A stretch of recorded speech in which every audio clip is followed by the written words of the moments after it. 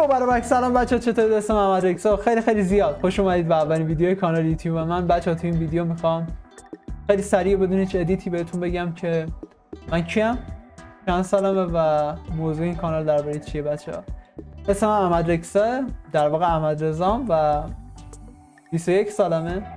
خیلی هم به گیم و سرگرمی و کلا بازی و اینجور چیزا بچه‌ها علاقه دارم. سعی میکنم که بازی جدید رو تا جایی که بتونم واسهتون پارت به پارت میذارم و با همین جلو بازی‌ها رو کلی کیف میکنیم و لذت میبریم از بازی جدید. بچه‌ها خیلی خوشحالم میکنید اگه همین الان دارین ویدیو رو میبینید کانال منو سابسکرایب کنید، اون زنگوله کوچیک بغلش هم بچه‌ها یادتون نره حتما بزنید.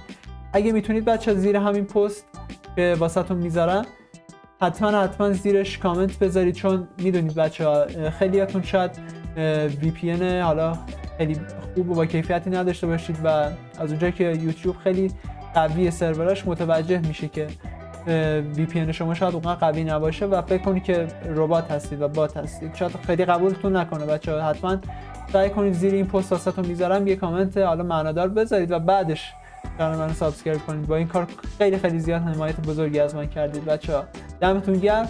اون کانال اینستاگرام منم حتما یادتون نره فالو کنید، اونجا کلی خبرای باحال واسهتون میذارم.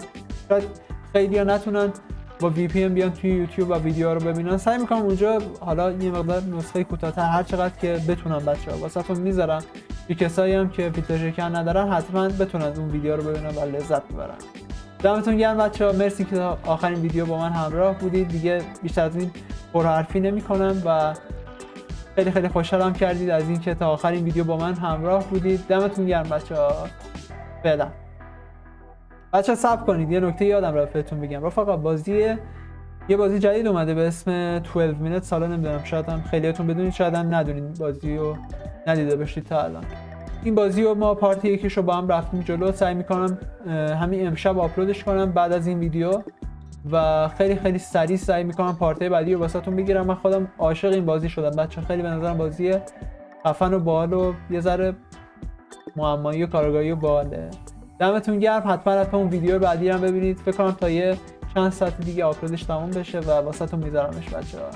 یادتون نره که کلی هم از اون ویدیو اگه دوستش داشتین حمایتش کنید، واسه دوستاتون بفرستید و این بازی رو با هم بریم جلو ببینیم که به کجا میرسیم. دمتون گرم بچه‌ها، مرسی از اینکه تا آخرین ویدیو با من همراه بودید. دوستتون دارم. تا ویدیو بعدی میبینمتون بچه‌ها. فعلا.